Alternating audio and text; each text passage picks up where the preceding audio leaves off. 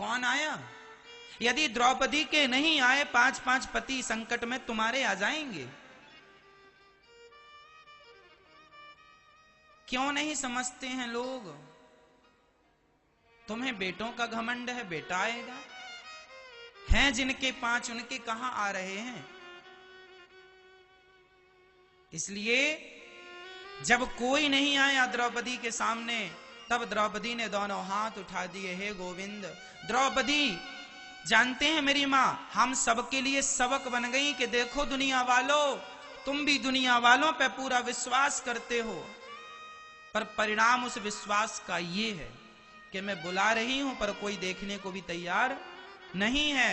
और एक आवाज लगाई, जरा गोविंद आओ। बस उसी समय भगवान द्वारिकाधीश द्वारिका में बैठे भोजन कर रहे थे। रुक्मणी जी गरम गरम रोटियां परोस रही थी और थाली सामने थी। रुक्मणी जी बार बार कहें, गोविंद खा लो, ठंडा हो रहा भोजन। अब द्वारिकाधीश कैसे बताएं कि रुक्मणी रुक जा जरा, वहां मेरी बहन लुट रही है। तो किसी ने कहा, जल्दी से जाते क्यों नहीं है प्रभु? भगवान ने कहा, कैसे चला जाऊं? मेरी बहन मुझे बुलाएगी तब तो जाऊंगा। अरे भगवान ने आने में देर नहीं लगाई मेरी माँ, द्रौपदी माँ ने बुलाने में देर लगाई है। तुमने बुलाया ही देर से है, इसलिए वो आए देर से हैं। सही वक्त में बुलाया होता तो इतनी भी जितनी खिंच गई वो भी तो ना खिंचती। तुम कर लो दुनिया का भरोसा। मैं बता दूं आपको, आप किसी के साथ 1 लाख अच्छाई करना, 1 लाख बार अच्छा करना, और जरा एक बार आपसे गलती हो जाए तो जिसके साथ तुमने 1 लाख अच्छाई की है ना, वो 1 लाख अच्छाइयों को भूलकर तुम्हारी एक गलती को आगे रखेगा, कहेगा देखो तुमने हमारे साथ ये गलती की। ये दुनिया के लोग तुम्हारे दोष ढूंढते हैं, ये दुनिया के लोग तुम्हारी गलतियां खोजते हैं। एक भगवान है जो गलतियों में भी एक अच्छाई ढूंढता है कि मेरे भक्त की कोई तो अच्छाई होगी जिसके बल पर मैं इसे भवसागर से पार लगा दूं। विश्वास करना ही है तो पुत्रों से ज्यादा भगवान पे कीजिए। भगवान से मैं बार बार कहूंगा, तुम्हारा बेटा बहुत अच्छा हो, श्रवण की तरह हो, खूब सेवा करता हो, लेकिन फिर भी विश्वास भगवान पे होना चाहिए। आखिरी वक्त में वही काम आएंगे। अजामिल नाम के एक व्यक्ति का नाम तो सुना होगा। अजामिल का बेटा खेल रहा था बगल में, और मौत का समय आया तो अजामिल ने बुलाया था बेटे को, दूरे क्रीडन का सक्तम पुत्रम नारायणावयम प्लावितेन स्वरेण उच्चैराजुहावा। जितेंद्रिया, बेटा नारायण सुन लो मेरी पुकार, बेटा नारायण बचाओ, यमदूत आ रहे हैं, डर लग रहा है। बेटे नारायण को बुलाया, संयोग से उसके बेटे का नाम नारायण था, और नारायण मेरे भगवान का नाम है। बुलाया तो उसने बेटे को, लेकिन चूंकि नाम नारायण निकला तो भगवान ने सुन लिया, बेटा काम नहीं आया, भगवान का नाम काम आ गया। बस तुम कितने भी 4-6 बच्चे और पैदा कर लो, हमें कोई बुराई नहीं है।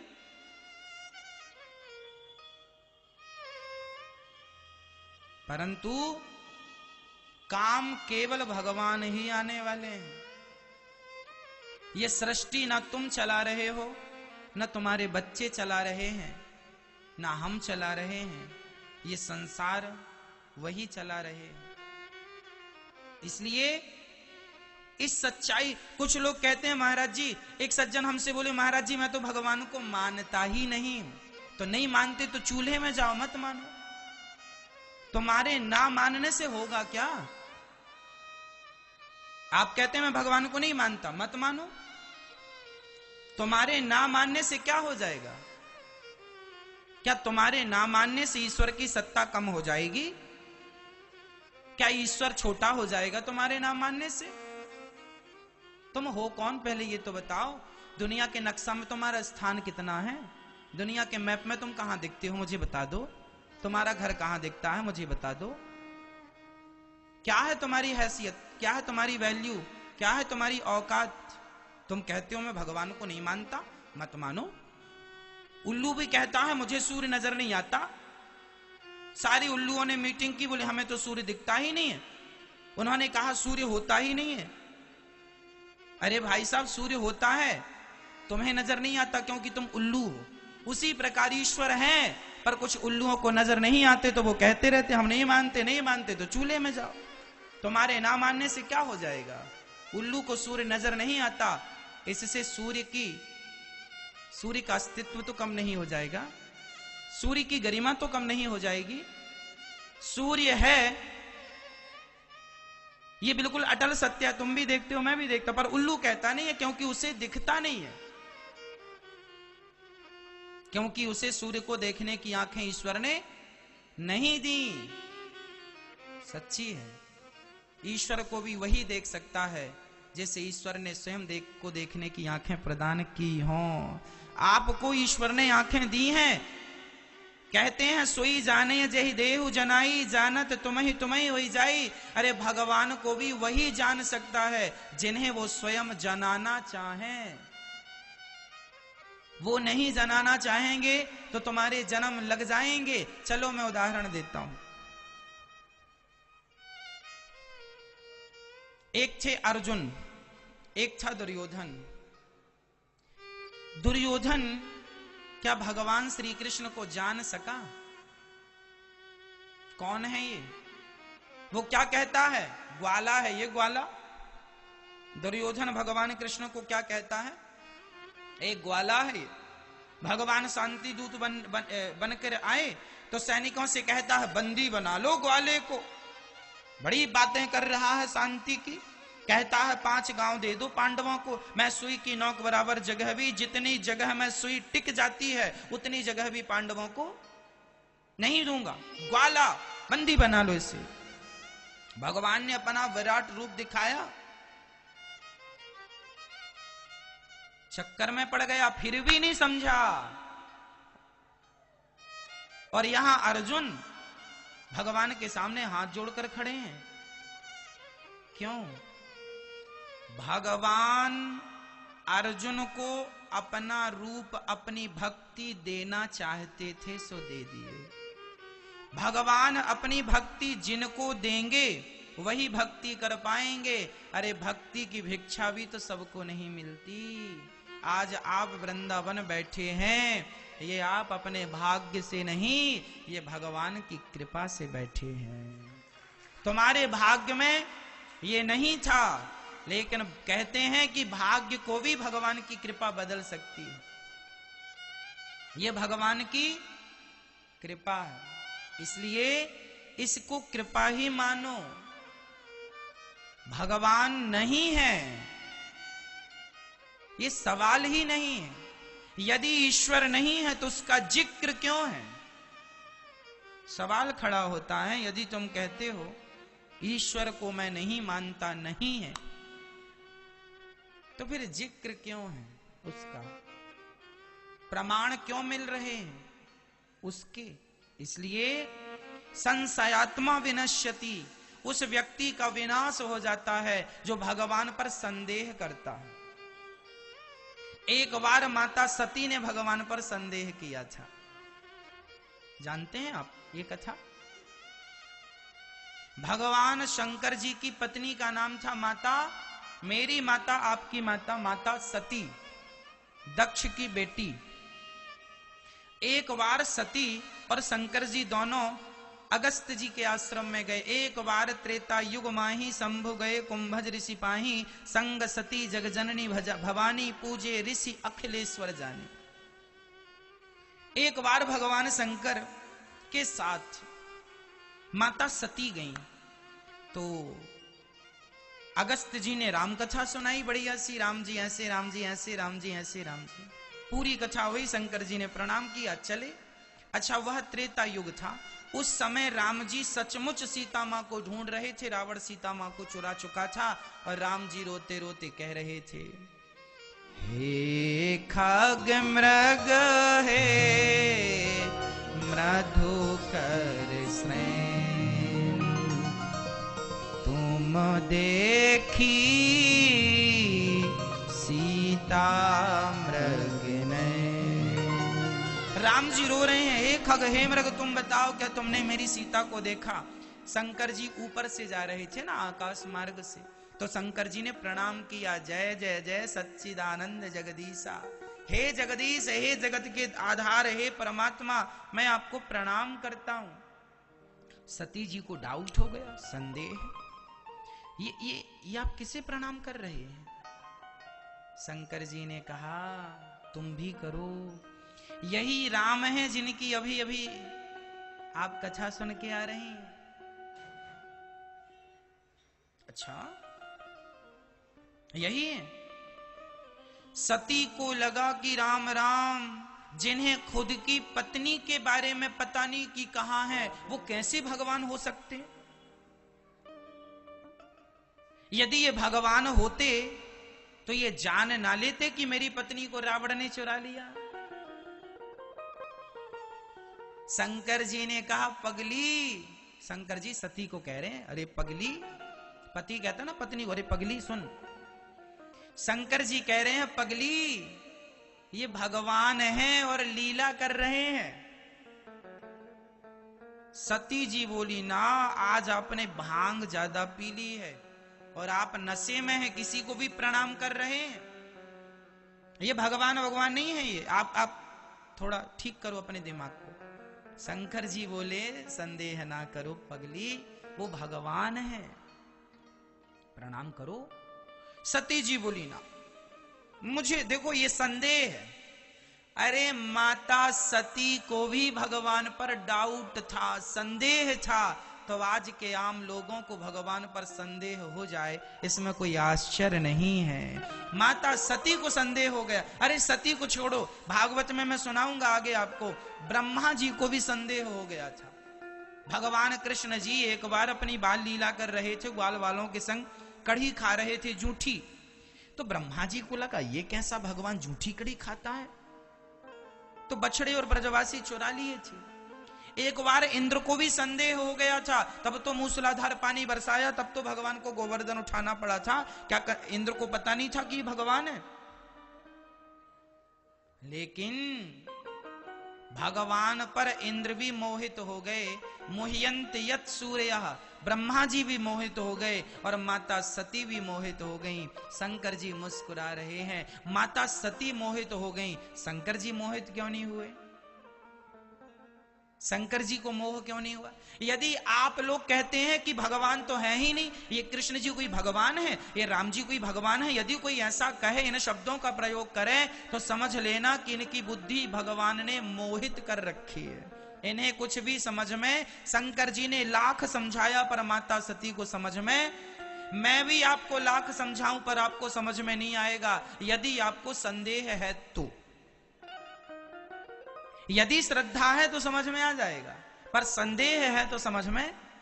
फिर संदेह का क्या होता है? संशयात्मा विनश्यति, संशय जो ईश्वर पर करता है उसका एक ही समाधान है, केवल विनाश। अभी माता सती के साथ क्या होगा सुन लीजिएगा। माता सती नहीं मानी और शंकर जी ने कह दिया, जो तुम्हारे मन अति संदेह हो, तो तुम जाए परीक्षा ले हो। तुम्हें बहुत संदेह है ना सती, तो जाती क्यों नहीं राम जी की परीक्षा ले लो। सती जी बोली ये आइडिया अच्छा है। माता सती सीता का रूप बनाकर चल पड़ी। राम जी आ रहे थे, सीता कहां हो, सीता कहां हो। अब सती जी सामने सीता बन के खड़ी हो गई। राम जी मैं आ गई, रावण के यहां से भाग के आ गई। राम जी अवाक रह गए। सीता, राम जी ने कहा माता जी प्रणाम। सती को लगा यहां और भी कोई है क्या? राम जी बोली और कोई नहीं है, बस आप ही हैं माता जी प्रणाम। मैं दशरथ जी का बेटा राम, आप मेरा प्रणाम स्वीकार करें। सती जी की तो पसीने छूटने लगे। मैं तो सीता बनकर खड़ी हूं और आप ये मुझे माता माता। राम जी पहचान गए, माता जी जंगल में अकेली डोल रही हो, शंकर जी कहां हैं? अब सती जी को कन्फर्म हो गया ये हमको ही कह रहे हैं। शंकर जी का नाम लिया। अब सती जी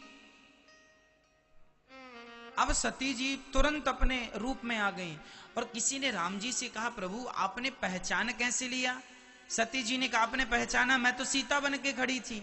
राम जी ने कहा, प्लास्टिक सर्जरी करा के कोई अपना स्वरूप तो बदल सकता है, पर स्वभाव कहां से बदलेगा? मेरी सीता वो सीता है जो सदा राम के पीछे खड़ी होती है। आप आगे खड़ी हैं, आगे तो मां ही खड़ी हो सकती है, मेरी सीता कभी खड़ी नहीं हो सकती। यह गुण है मेरी सीता का। माता सती घबरा गईं, समझ गईं कि ये सब जानते हैं भगवान है। शंकर जी ठीक कह रहे थे, लीला कर रहे हैं, वो लीला कर रहे हैं। पशु पक्षी तुम ही मृग बता दो सीता, जानते सब हैं जिनके शरीर के रोम रोम में ब्रह्मांड लटके हैं। ब्रह्मांड निकाया निर्मित माया, रोम रोम प्रतिवेद कहें। उन्हें कौन जगाएगा, कौन सती जी तुरंत वापस आई। शंकर जी ने कहा, होगी परीक्षा? सती जी ने झूठ कह दिया, कछु न परीक्षा लीन है गुसाई। कोई परीक्षा नहीं ली, आपकी तरफ प्रणाम करके हम चली आई।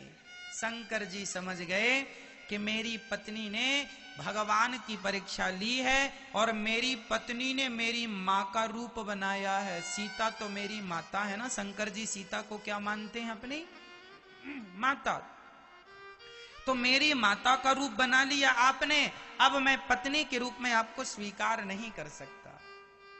उस दिन से शंकर जी ने माता सती को स्पर्श नहीं किया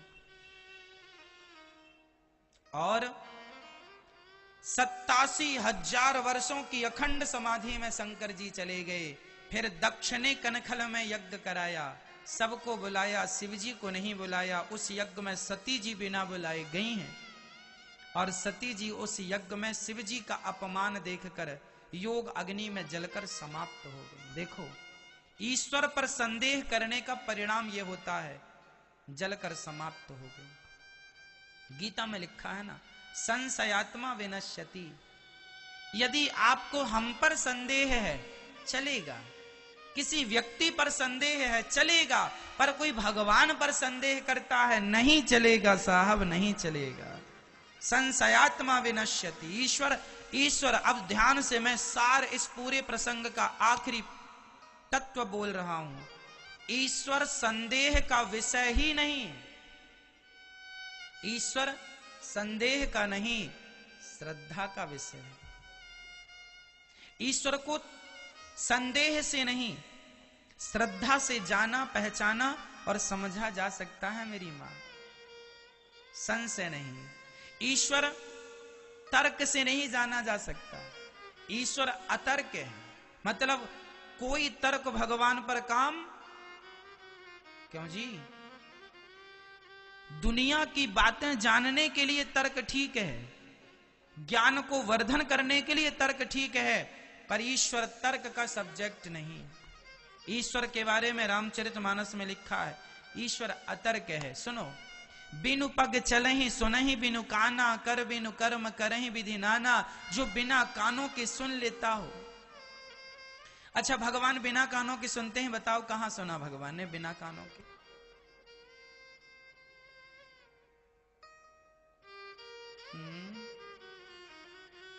मैया हो गया व्हाट्सएप खेल लो, चला लो थोड़ा और।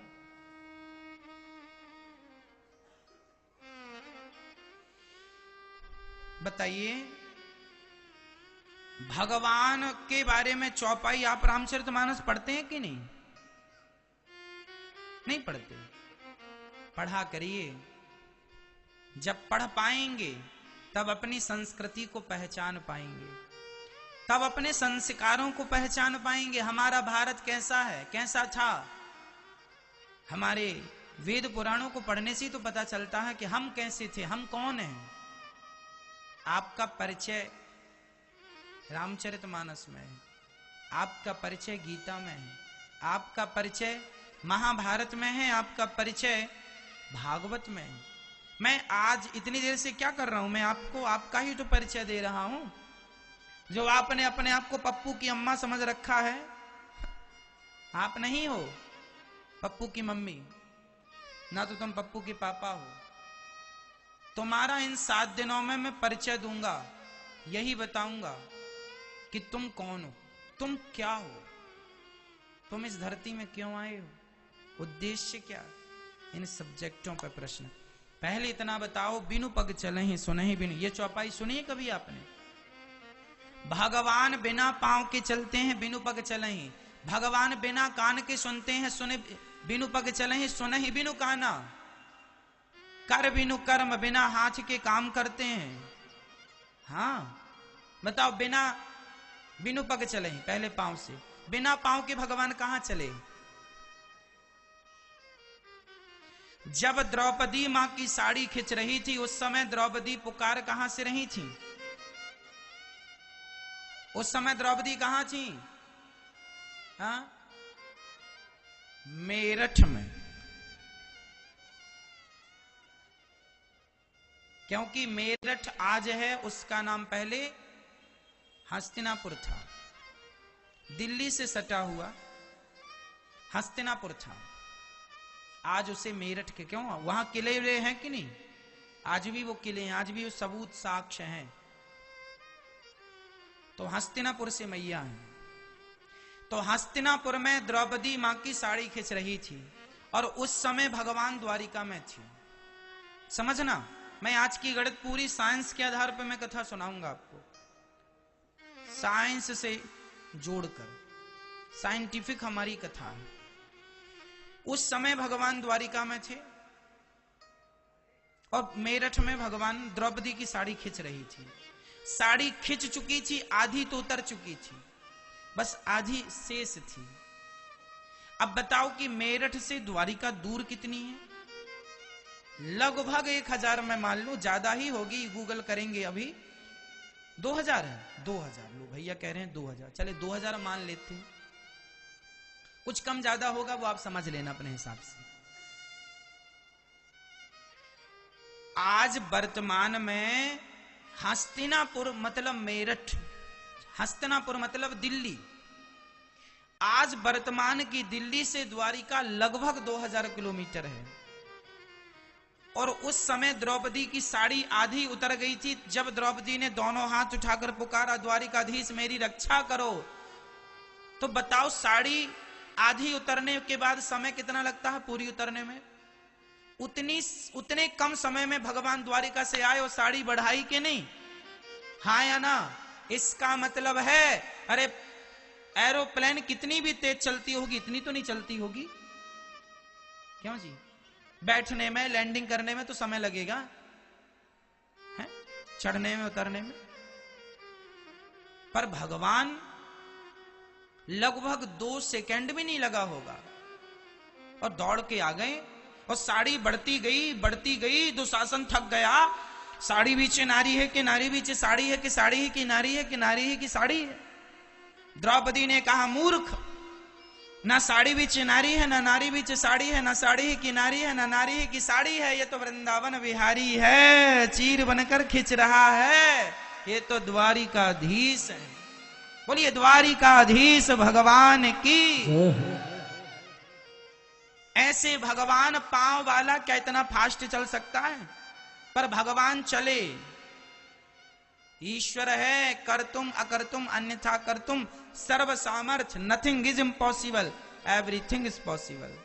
ईश्वर है, उनमें असंभव जैसा शब्द उनकी डिक्शनरी में नहीं है। तो भगवान बिना पांव के चल गए कि नहीं? चल गए।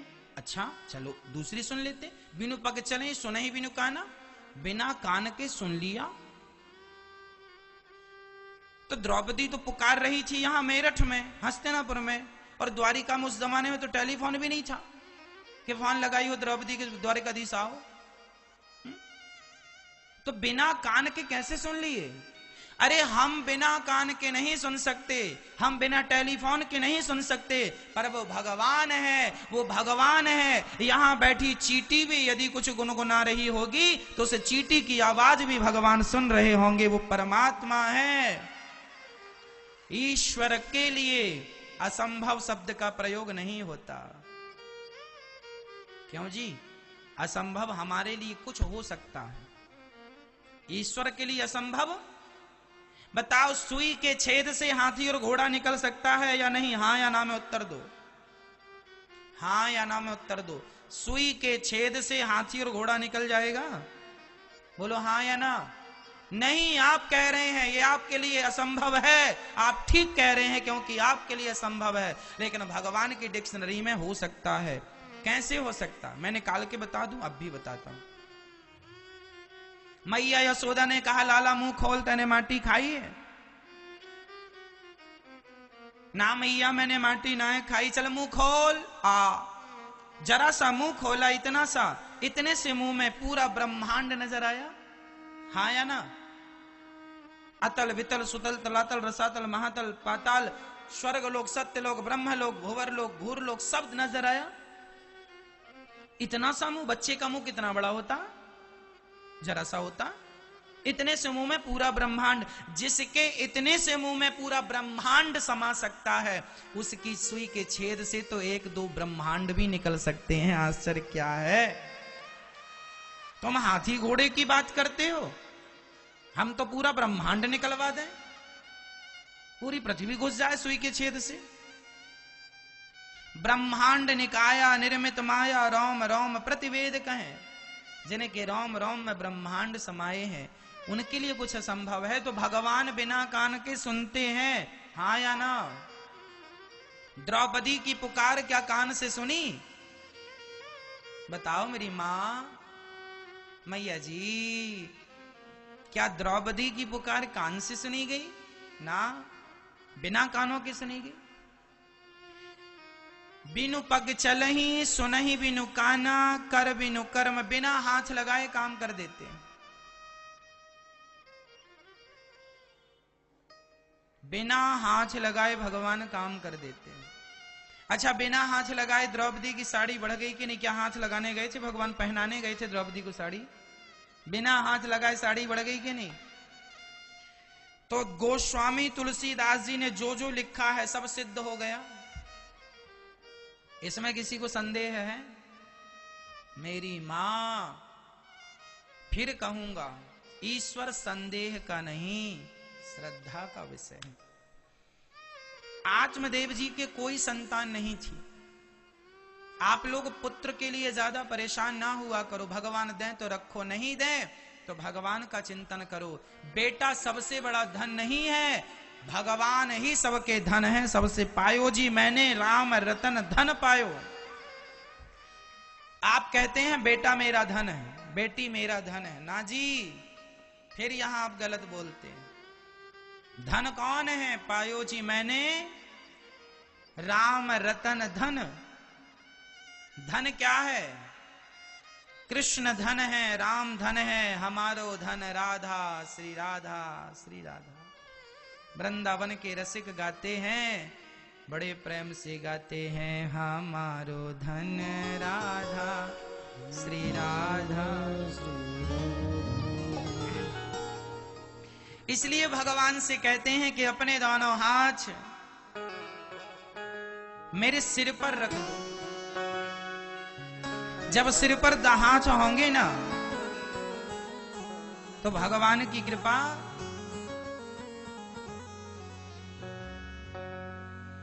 हो। मेरे सिर पर रख दो कान्हा अपने ये दोनों हाथ, देना हो तो दीजिए जन्म जन्म का साथ। प्रभु अब तो कृपा कर दीजिए, बना रहे ये प्यार। दोनों हाथ उठा के मस्ती के साथ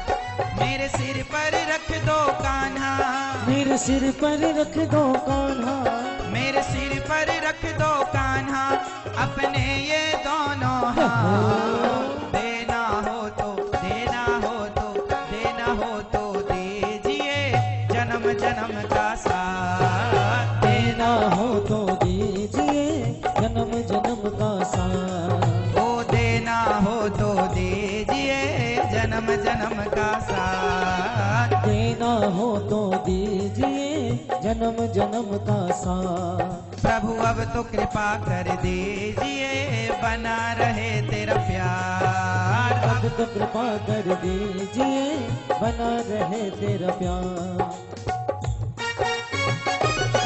हरी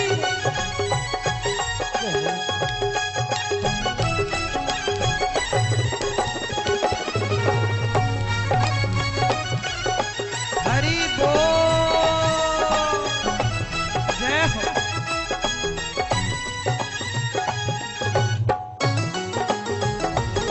हे हरी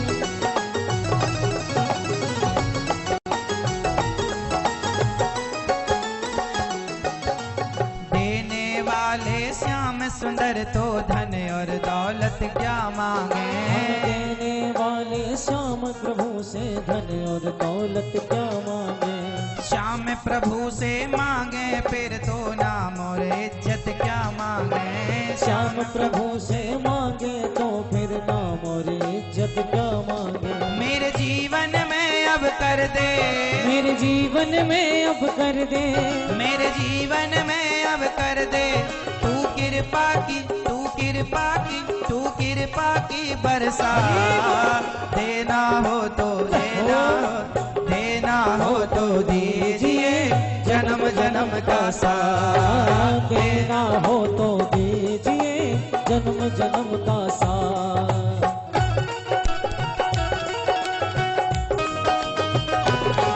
हरी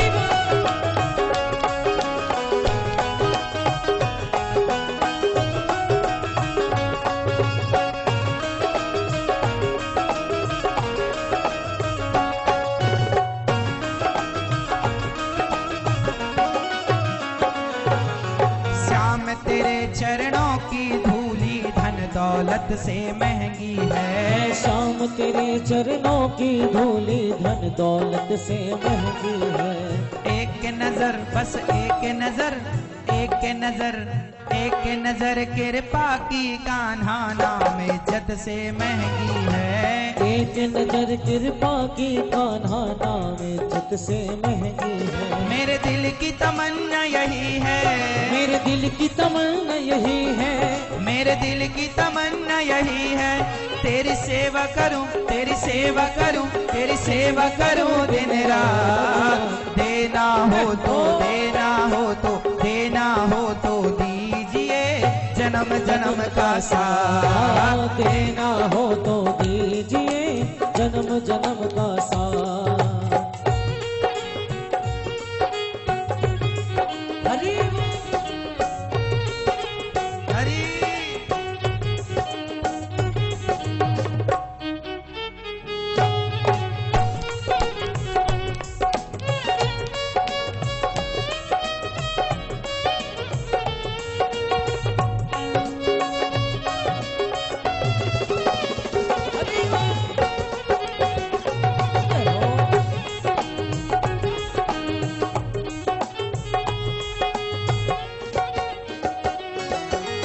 झुलस रहे हैं गम की धूप में प्यार की छैया कर दे तू, हम झुलस रहे हैं गम की धूप में प्यार की छैया कर दे तू। बिन पानी के नाव चले ना अब पतवार पकड़ ले तू, बिन पानी के नाव चले ना अब पतवार पकड़ ले तू। मेरा रास्ता रोशन कर दे, मेरा रास्ता रोशन कर दे, मेरा रास्ता रोशन कर दे, रास्ता रोशन कर दे। छाई अंधियारी राह हरी देना हो तो देना, देना देना देना देना देना देना देना देना देना देना हो तो दीजिए जन्म जन्म का साथ, देना हो तो दीजिए जन्म जन्म का साथ। अब तो कृपा कर दीजिए बना रहे तेरा प्यार, अब तो कृपा कर दीजिए बना रहे तेरा प्यार। मेरे सिर पर रख दो कान्हा, हाँ मेरे सिर पर रख दो कान्हा, मेरे सिर पर रख बनवारी अपने ये दोनों हाथ। देना हो तो देना हो तो देना हो तो दीजिए जन्म जन्म का साथ। देना हो तो दीजिए जन्म जन्म का साथ। देना हो तो दीजिए जन्म जन्म का साथ। देना हो तो दीजिए जन्म जन्म का साथ। देना हो तो दीजिए जन्म जन्म का साथ। देना हो तो दीजिए जन्म जन्म का साथ।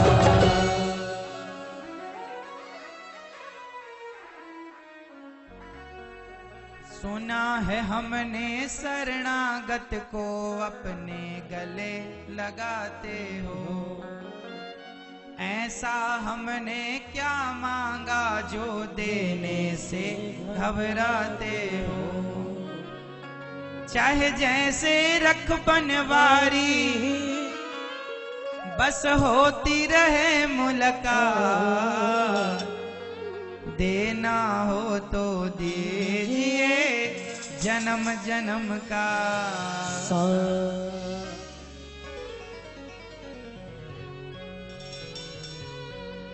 भगवान से यही प्रार्थना करो कि प्रभु सदा हम आपका प्यार पाते रहें, साथ पाते रहें।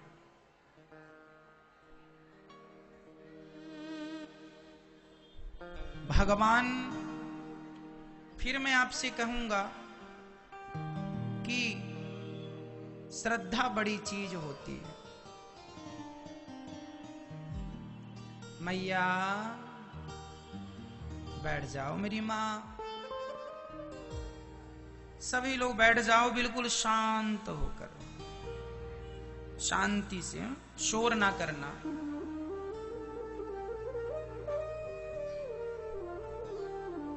एक बेटा था, छोटी सी एक कहानी। एक नन्हा सा एक बेटा था, उसके पिताजी बहुत प्यार करते थे। वह बेटा समय के साथ बड़ा हुआ। उनकी एक मेडिकल की दुकान थी, दवाइयों की दुकान थी। तो पिताजी दुकान पर बैठते थे, बेटा बड़ा हो गया, पढ़ लिख गया, तो वह भी अब दुकान पर बैठने लगा।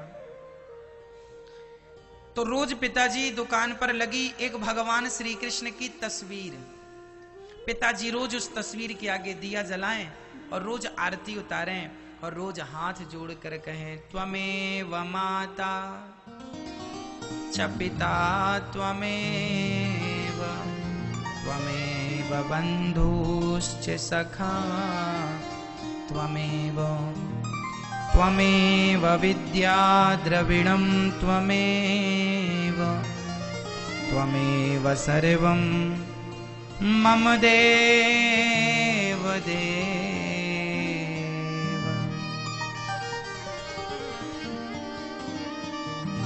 क्या हुआ? एक पिताजी अपने बेटे से कहते हैं, बेटा देख ये भगवान है, इनको तू प्रणाम किया कर। बेटे की कोई श्रद्धा नहीं थी भगवान पर, तो बेटा पिताजी से कहता, पिताजी आप ही पूजा करो, आप ही पाठ करो, मैं तो साइंस का स्टूडेंट हूं, मैं तो विज्ञान को जानता हूं, मैं ईश्वर को जानता पहचानता मानता नहीं। पिताजी बहुत समझाएं कि बेटा ये भगवान है, कृष्ण है, भगवान है, कृष्ण है। पर बेटा चूंकि साइंस की पुस्तकें पढ़ चुका था, उसे लगा कि भगवान भगवान कुछ होते नहीं है, ऐसा उसने कहा। चलो कोई बात नहीं, पिताजी ने जोर नहीं लगाया, समझाना काम था, समझाया, दुकान चलाता है, बाकी अच्छा है बेटा, संस्कारी है, ना गुटखा ना तंबाकू ना सिगरेट ना गांजा ना बीड़ी, कुछ नहीं, सादगी से जिंदगी जी। पिताजी संतुष्ट थे, कोई बात नहीं, जीवन अच्छा है, स्वभाव अच्छा है, व्यवहार अच्छा है, चलेगा। बहुत दिन हुए, एक दिन पिताजी ने अपने बेटे से कहा, बेटा अब मेरा बहुत बुढ़ापा आ गया है, कभी भी मर जाऊंगा, तू मेरे से एक छोटा सा प्रॉमिस कर, वायदा कर। हाँ हाँ पिताजी बताओ क्या वादा करना है। बेटा मेरे मरने के बाद दुकान पर जो भगवान श्री कृष्ण की तस्वीर लगी है ना, मुझे पक्का विश्वास है मेरे मरते ही तू भगवान की तस्वीर हटा देगा, क्योंकि तुझे तो विश्वास भगवान पर है नहीं। मेरा एक प्रॉमिस है तेरे से, तू मेरे से वादा कर, मुझे एक वचन दे कि मेरे मरने के बाद भी इस दुकान पर यह तस्वीर तू हटाएगा नहीं, और कभी भगवान ना करे तेरे पर कोई संकट आए। देख बेटा, यदि भगवान पर तुझे विश्वास नहीं है तो कोई बात नहीं, मत कर, पर एक बार भगवान को आजमा कर देख लेना। यदि आजमाने के बाद वो खरा उतर जाए तेरी कसौटी पर तो तू विश्वास करना, अन्यथा विश्वास मत करना। पिताजी ने कह दिया, बेटे ने सुन लिया। कुछ दिनों के बाद सच्ची पिताजी गुजर गए। अब बेटा अकेला दुकान पर बैठता, ग्राहकों को संभालता, अच्छी खासी कमाई करता, घर जाता, परिवार को चलाता। पर अभी उस बच्चे के अंदर, उस बेटे के अंदर कोई श्रद्धा नहीं थी। एक दिन वो शाम के समय, सर्दियों का मौसम था, हल्की हल्की बारिश थी, उसने अपनी दुकान की शटर नीचे की, आधी गिराई, और उसके दोस्त आए तो दुकान के अंदर बैठकर ही ताश खेलने लगा। ताश खेल रहा था कि तभी एक नन्हा सा बालक उसकी दुकान में आया। भैया भैया क्या ये दवाई मिलेगी? मैंने सारी दुकानें देख ली, सारी दुकानें बंद हैं, ये दवाई नहीं मिली तो मेरी मां मर जाएगी, डॉक्टर ने कहा है जल्दी लेकर आओ, और मेरा इस मां के सिवा कोई नहीं है। नन्हा सा 5-6 साल का एक बालक था, उस बालक का मां के सिवा कोई नहीं था, और मां भी बीमार, मौत की सैया पर पड़ी थी। ये दवाई मिल जाएगी तो शायद प्राण बच जाए, ऐसा उस बच्चे ने कहा। तो उसने पर्ची देखी और बैठे बैठे ही एक शीशी उठाई और उसने उस बच्चे की तरफ खिसका दी, ये लो ये दवाई। अच्छा, जब वो दवाई खिसका रहा था उस समय उसका ध्यान ताश के पत्तों पर था, और दवाई उसने खिसका दी। बच्चा दवाई लेके चला गया कि दवाई मिल गई। अच्छा, बच्चा वहां से गया, तभी इसका ध्यान गया, तो उसने ध्यान से देखा तो उसने वो चूहे मारने की दवाई दे दी है। क्योंकि चूहे मारने की दवाई के बगल में ही वो दवाई थी, और वो बैठा बैठा उसका ध्यान ताश के पत्तों में था, तो बैठा बैठा खिसकाया, तो खिसकने में उसकी वो दवाई तो नहीं खिसकी, चूहे की दवाई खिसकाई, और चूहे मारने की शीशी उसने बच्चे को दी।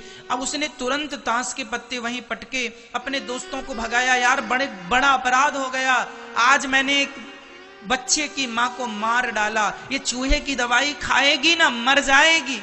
कह रहा था वो नन्हा सा बच्चा, मेरी मां मेरे सिवा कोई नहीं है और वो बहुत बीमार है, दवाई दे दो। ये दवाई तो बहुत कारगर है जो लिखी थी डॉक्टर ने, पर मैंने तो चूहे की दे दी। बच्चे को तो पता नहीं कि चूहे की दवाई, वो तो पढ़ भी नहीं सकता। अब तो वो बालक हाल बेहाल हो गया, यहां घूमे, कहां बाहर निकल के देखा बच्चा कहां से आया था, कोई नहीं बताया कि बच्चा कहां से आया, कहां चला गया। सब हार करके दुकान पर बैठा, सोचने लगा आज एक निर्दोष स्त्री, एक मां मर जाएगी, वो बच्चा अनाथ हो जाएगा, मैंने चूहे की दवाई उसे दे दी। मां, मैंने क्यों ये गलती की, क्यों? वो अपने आप को कोसने लगा।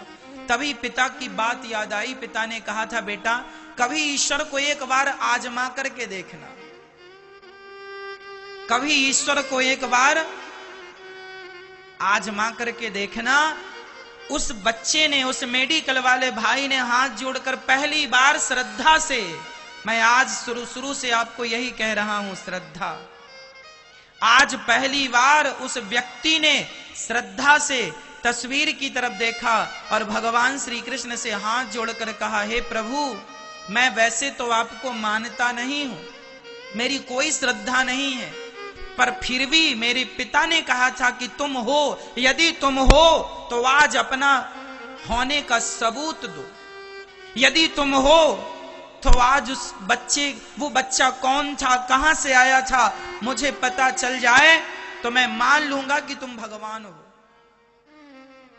हे विधाता, मैंने कभी आपको माना नहीं, मेरी ईश्वर पर श्रद्धा नहीं है, पर मैंने आज तक किसी का दिल भी तो नहीं दुखाया। आज मेरे कारण उसकी मां मर जाएगी, मैं अपने आप को कभी माफ नहीं कर पाऊंगा। हे विधाता, हे श्याम सुंदर, हे कृष्ण कन्हैया, यदि तुम सच्चे हो तो आज मुझे उस बच्चे का पता बता दो कि वो बालक कौन था, कहां से मैं जाकर उसकी कोई मदद कर दूं, नहीं तो जीवन भर अफसोस करता रहूंगा। अभी वो ये प्रार्थना कर ही रहा था कि वो नन्हा सा बालक फिर उसकी दुकान में दौड़ता हुआ आया, भैया क्या ये दवाई मिलेगी? उसने बड़े आश्चर्य से देखा, ये बालक तो वही है। भैया ये दवाई, हाँ मिलेगी, ये बता कि तूने वो अब जो दवाई मैंने दी थी वो तूने मां को खिलाई तो नहीं? उस बालक ने रोते हुए कहा, भैया जो आपने दवाई दी थी ना, वो दवाई मैं लेके घर गया, लेकिन आंगन में मेरा पांव फिसल गया और वो दवाई जाके पत्थर से टकराई, शीशी टूट गई, सारी दवाई बिखर गई। भैया मुझे लगा आपकी दुकान बंद हो जाएगी तो मेरी मां मर जाएगी। मैं दौड़ता हुआ फिर आया, उस व्यक्ति ने उस बच्चे को हृदय से लगाया और तुरंत ईश्वर को धन्यवाद दिया। वाह विधाता, मैं मान गया कि यदि तुझ पर कोई विश्वास कर ले तो तू कभी किसी के साथ बुरा नहीं होने देता। उस बच्चे को गोद में लेकर वो दवाइयां लेकर गया, वह व्यक्ति अपनी दुकान बंद किया, उसकी मरती हुई मां को हॉस्पिटल में भर्ती कराया, जो खर्चा हुआ खुद से दिया और बड़ी श्रद्धा से, बड़े प्रेम से उसने